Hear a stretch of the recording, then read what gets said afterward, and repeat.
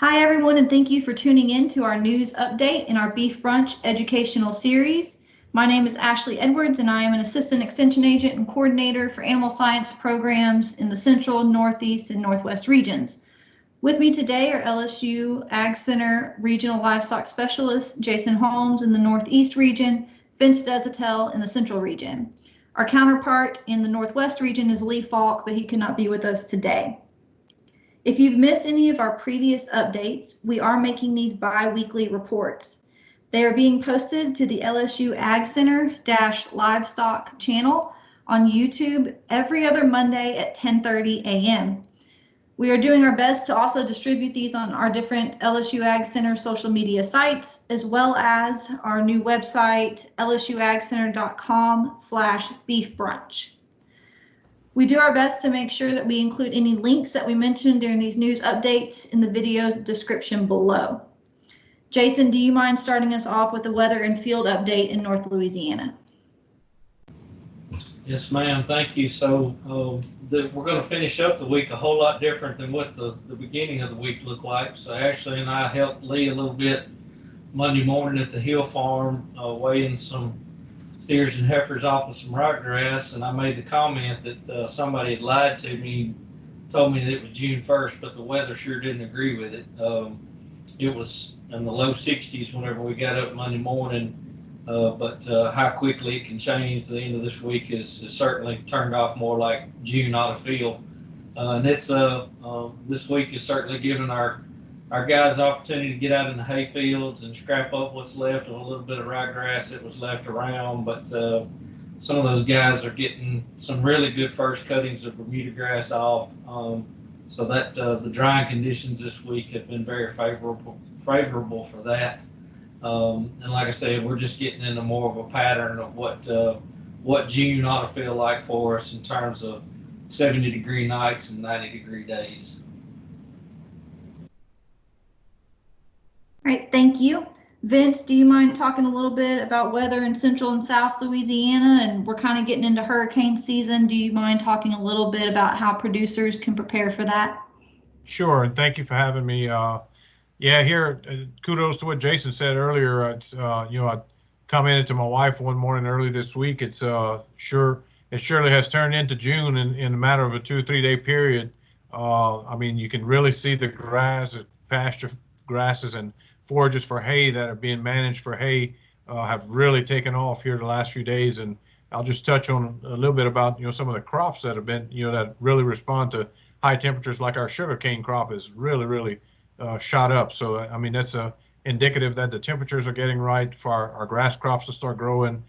So we should see a big influx of hay as soon as we get some weather in place that we can get some of that made. So with that being said, we did have a window to get some of that done here the last couple of weeks, but we've been having some pretty significant isolated rain showers, dumping 2 to 3 inches in spots. So that's been a limiting factor in some cases, but we have got quite a bit of hay made in the last couple of weeks.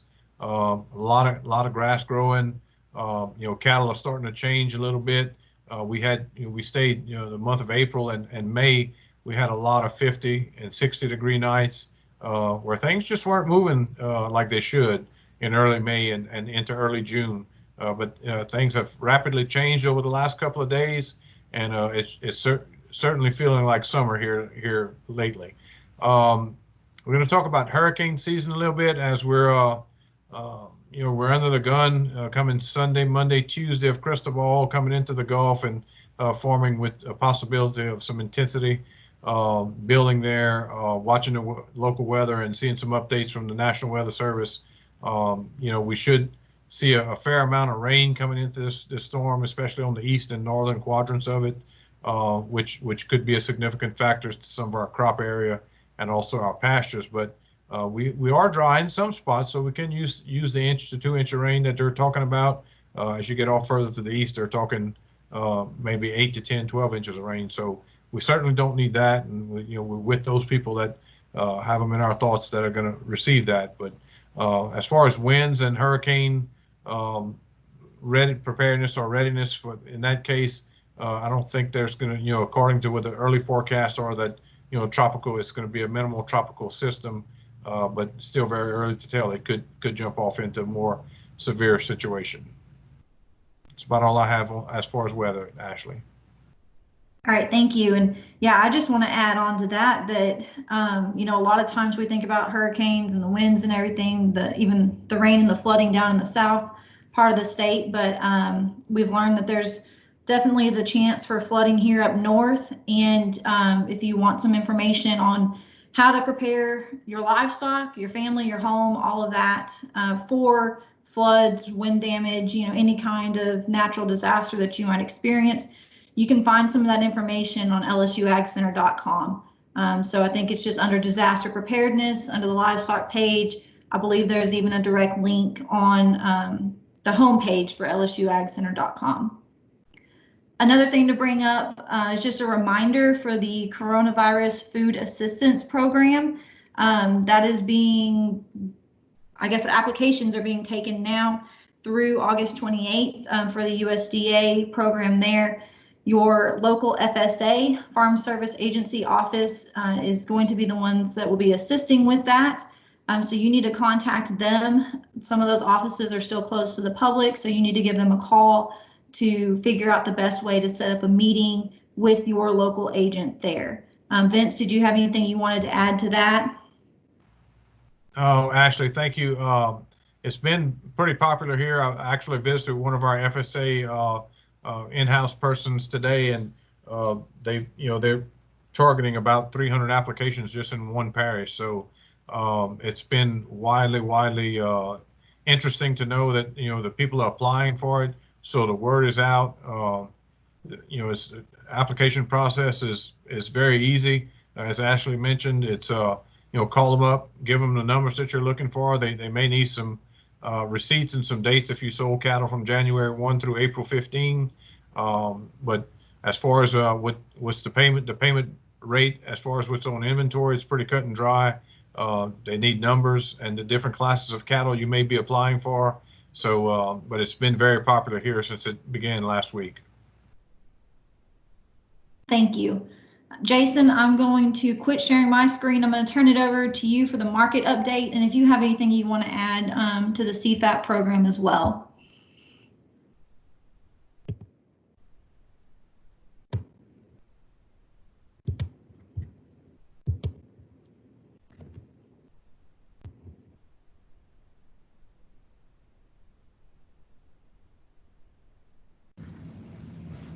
All right, can y'all see that PowerPoint screen now?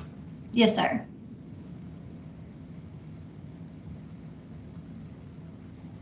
All right, so just to echo what Vince and Ashley said about the CFAP, it does seem like that it's going pretty smoothly. USDA did announce some just some more clarification in terms of classes of cattle and how those different weights and sizes and those kind of things play into those different classes. So I guess it was helpful that they did provide a little bit of clarification there. Moving into the markets this week, not a lot of changes. Some of our cattle traded a little bit lower, but we'll look at that as we go through. It's a cash-fed trade this week, 105 to 118. So those guys that traded cattle or negotiated cash home cattle early in the week at $1.18 or 118 hundredweight, they were pretty happy. But those guys that traded cattle like yesterday at 105, they were not so happy. So we had some pretty big fluctuations this week in our cash trade, $12 to $2 lower than last week's trade. August futures today trading from 95 to 98 on those fed cattle. Our 5 to 6 weight steers, medium large 1s and 2s, 140 to 150, which is pretty much steady from what we saw last week. 700 to 800 pound feeder steers, 122 to 131. So that was $4 lower on the low end to pretty much steady on the high end from last week. And then those feeder steers trading currently at $1.33 to $1.35 in the futures market. So CattleFax is reporting that that our slaughter continues to recover from some of the slowdowns due to COVID-19. Weekday slaughter improved 11% each week on the month of May. They are expecting that June and July gains will be less pronounced. That's the same thing reported in our last news update, that everybody seems to be in the consensus that we're going to see these slaughter rates kind of come to a head at some point, just as these slaughter plants deal with CDC recommendations in terms of social distancing and how many folks they can have in the plant. So we all think that those numbers are going to come to a head at some point. So we don't think that this month's and July's slaughter numbers will be as good a gains in terms of daily percentage or weekly percentages. This week, we don't have those numbers yet, but this week is on pace to be about 4% better in terms of slaughter numbers than last week. We did get USDA export data this week. It came out Wednesday morning. There was a great sigh of relief that we did not get any more cancellations from China on meat protein orders. That was certainly good news across all meat protein segments, broiler beef and pork. Weekly beef exports remain significantly below year-ago levels. A lot of that is contributed to sharply higher prices, particularly in the chucks and the briskets, and also uncertainty about product availability going forward. So there's still some uncertainty there and some jitters as it relates to our export markets. So our choice beef cutout prices on June 4th was $2.72. Those are quickly replacing the all-time highs of $4.75 that we saw in the peak of our slaughter issues. Slaughter volumes do continue to increase. Those downward pressure on prices will continue until they reach some price break or some price leveling out relative to how demand looks from the consumer level. So if our demand continues to stay where it is, we think that those prices will continue to retreat. The things that play into that, I thought it would be good to note. So a troubled economy, there's still a lot of jitters in our economy. High unemployment and uncertain consumer demand. I think as we get into some sure enough good grilling season weather, that will paint the picture of what consumer demand is going to look like and how quickly are they going to get back out there and start purchasing some of those grilling meats, because we are in the peak of summer grilling season. It'll be interesting to see what consumers do get out there and start doing now that some of our social distancing restrictions are starting to be lifted. Do folks get out there and start buying those meats and get back outside and grilling? So all of those are going to determine where that price point in terms of how low those choice box beef cutout values go.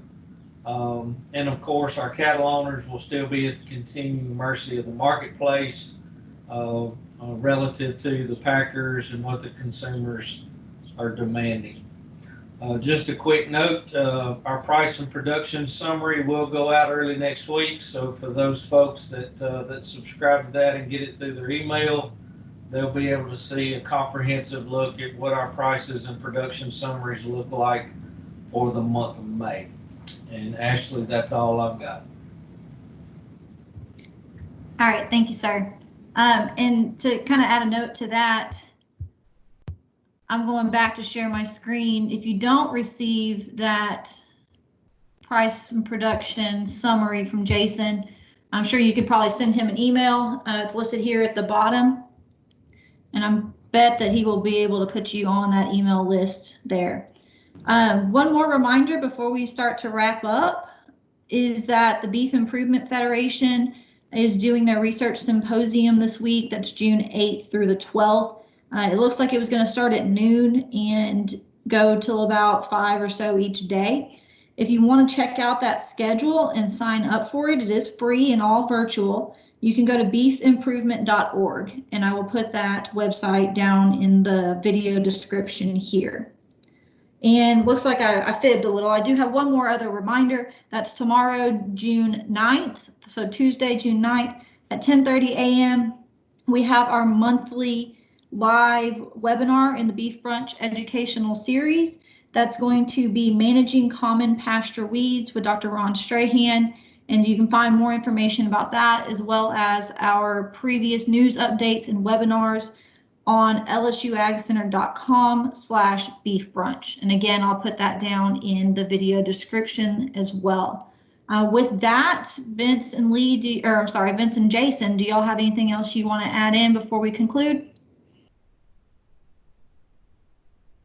All right, I will take that I'll as jump in there real quick. Actually, I do have a couple of things I just want to mention real fast. So we did get a notice today that the Texas A&M beef cattle short course is going to be offered virtually this year. That will greatly reduce the cost relative to folks participating in that beef cattle short course, August 3rd through the 5th. You can go to beefcattleshortcourse.com to learn more about that. It might be a good opportunity for some of our folks from Louisiana to participate in that. And also wanted to mention, I know our next webinar is going to be covering summer weeds. Just encouraging folks this weekend, get out there, do some scouting. Just in my pasture walks this week, I'm seeing a lot of pig weeds that are starting to really get some size on them. We don't want those weeds to get too carried away before we start trying to control them. Just remember that those broadleaf plants that we do fight in the summertime are heavy nitrogen users, and if those get up in too larger populations, they will be consuming a lot of that nitrogen that we might be putting out there on pastures and hay meadows. Thank you, ma'am.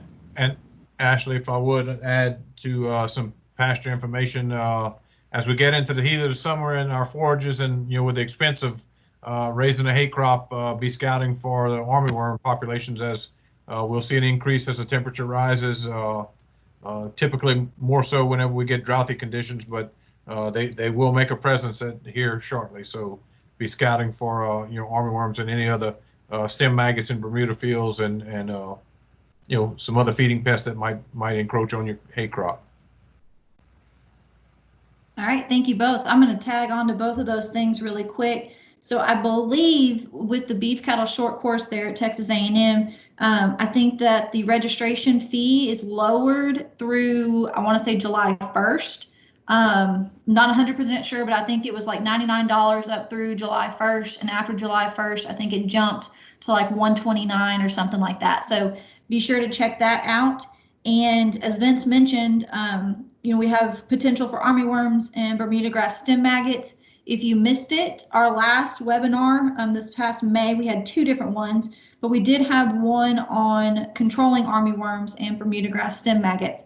So if you missed that, you can find Dr. Steve Brown's webinar at our Beef Brunch website under past webinars.